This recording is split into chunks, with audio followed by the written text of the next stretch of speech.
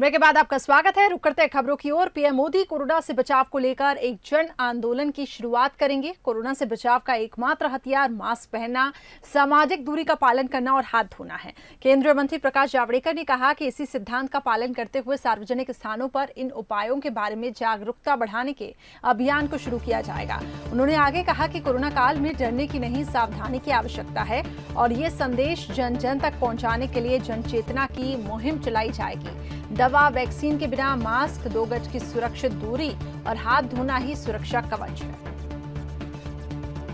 तो कोरोना काल में डरने की नहीं जरूरत है, लेकिन बचाव की जरूरत है और इसके लिए जन आंदोलन की शुरुआत करेंगे पीएम मोदी।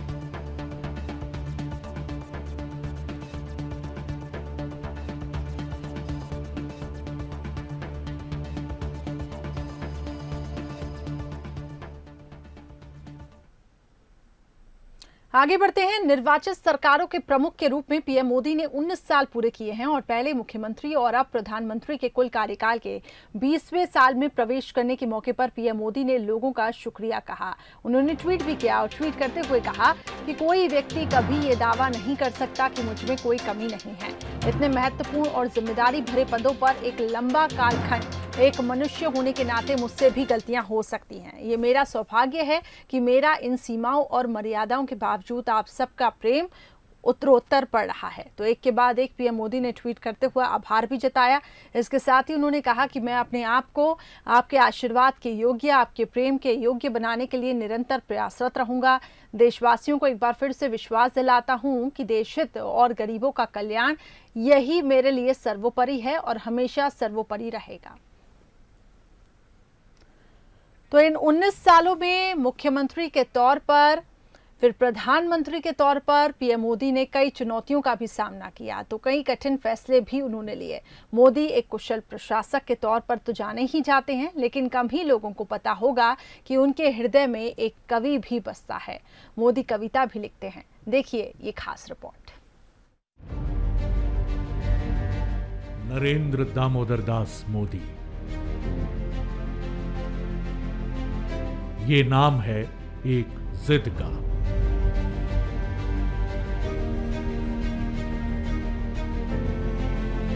एक ऐसे संकल्प का जो जीवन में अपने उद्देश्य के साथ आगे और सिर्फ आगे बढ़ना चाहता है। दुनिया में ऐसे उदाहरण कम ही मिलते हैं जहां चाय बेचने वाला लड़का एक दिन अपने देश का नेतृत्व करता है।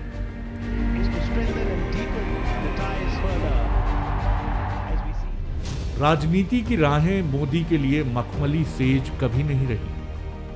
पार्टी के भीतर और बाहर वो गंभीर चुनौतियों से जूझे हैं। गुजरात में आया भूकंप हो या उनके राजनीतिक जीवन में आया तूफान, मोदी मुश्किलों से आंख में आंख डालकर जूझने में भरोसा रखते हैं। जीवन के 70 बसंत देख चुके मोदी के लिए देश सबसे पहले है।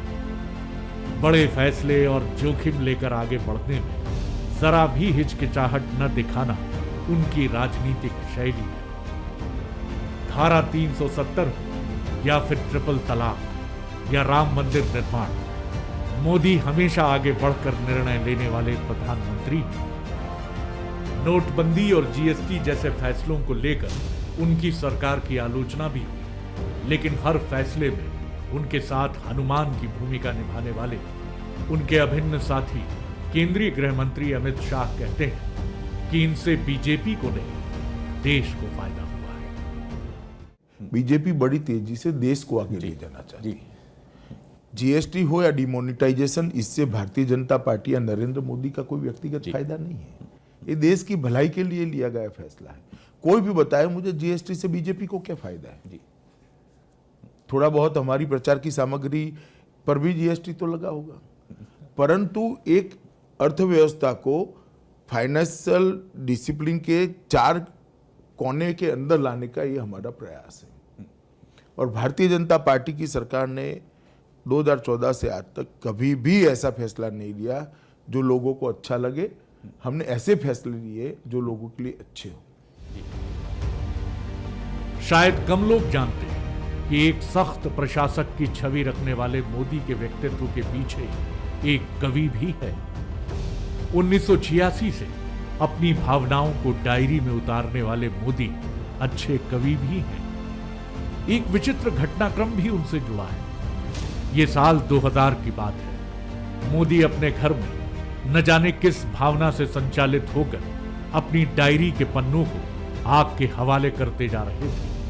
तभी उनके नामधारी मित्र नरेंद्र भाई पंचासरा वहां आ पहुंचे।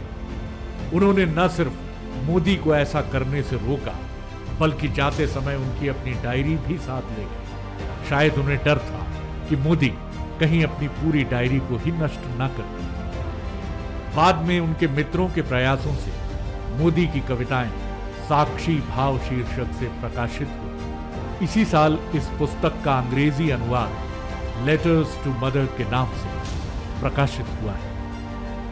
संघर्ष को साथी बनाने वाले मोदी के आंतरिक भावों को समझना है तो उनकी किताब साक्षी भाव को पढ़ना बहुत जरूरी है। उनकी एक कविता की पंक्ति कहती है, आसमान में सर उठाकर घने बादलों को चीरकर रोशनी का संकल्प ले, अभी तो सूरज उगा है। आशा का सूरज हमेशा अपने साथ रखकर आगे बढ़ने वाले नरेंद्र मोदी का सियासी सफर बदस्तूर जारी है। Bureau report, Bansal news. तो इसी के साथ इस वक्त के बुलेटिन में फिलहाल इतना ही। खबरों का सिलसिला जारी रहेगा। आप देखते रहिए बंसल न्यूज। नमस्कार।